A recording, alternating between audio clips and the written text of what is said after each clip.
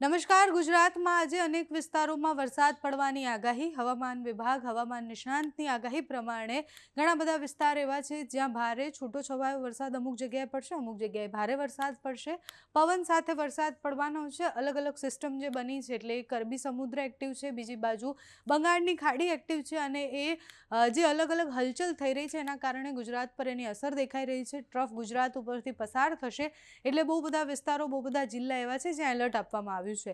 હવામાન વિભાગે જે એલર્ટ આપ્યું છે એ પ્રમાણે મહીસાગર, પંચમહાલ, દાહોદ, વડોદરા, છોટાઉદેપુર, આણંદ, ભરૂચ, નર્મદા, સુરત, તાપી, ડાંગ, નવસારી, વલસાડ, દમણ, દાદરા, નગર હવેલી આ બધા જ વિસ્તારોમાં વરસાદની આગાહી કરવામાં આવી છે.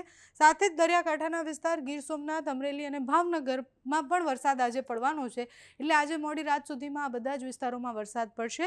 બીજા અનેક વિસ્તારો એવા હશે જ્યાં ગાજવીજ થશે, વરસાદ નહીં પડે, પવન ફૂંકાશે અને તમને વાતાવરણમાં એ વરસાદ પડવાનો છે એવો અનુભવ થશે. એટલે વાદળછાયું વાતાવરણ રહે તેવી સંભાવના છે. 4 તારીખે આ સિસ્ટમ જે છે એ ધીરે ધીરે આગળ વધી અને મધ્યપ્રદેશ તરફ જતી રહેશે, પણ એની અસરો યથાવત રહેશે. એટલે એ સિસ્ટમ જતી રહેશે, એના પછી ભેજવાળા વાદળો અને એના પછી એક બીજી સિસ્ટમ આગળ આવી રહી છે જે ટ્રફ ખેંચાઈને આવે છે.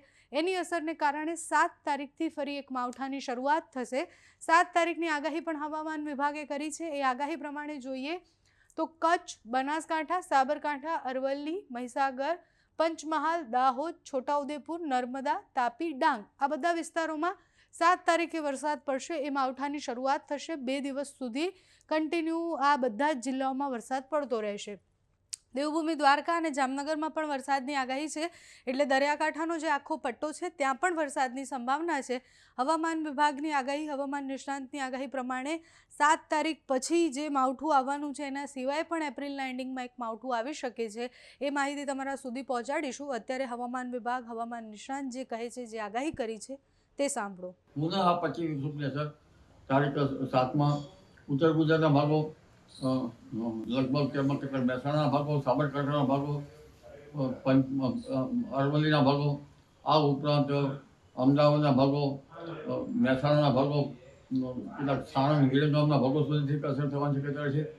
તારીખ 10, 11, 12 પછી તડકો કાઢવાની શક્યતા રહેશે અને 15 તારીખ પછી ગરમી વધવાની શક્યતા રહેશે. પુનઃ આ 25 સર તારીખ 7માં ઉત્તર ગુજરાતના ભાગો, લગભગ તેમાં કેટલા મહેસાણાના ભાગો, સાબરકાંઠાના ભાગો, અરવલ્લીના ભાગો, આ ઉપરાંત અમદાવાદના ભાગો, મહેસાણાના ભાગો, કેટલાક સાણંદ, હિરેગામના ભાગો સુધીથી અસર થવાની શક્યતા રહેશે. તારીખ 10, 11, 12 પછી તડકો કાઢવાની શક્યતા રહેશે અને 15 તારીખ પછી ગરમી વધવાની શક્યતા રહેશે.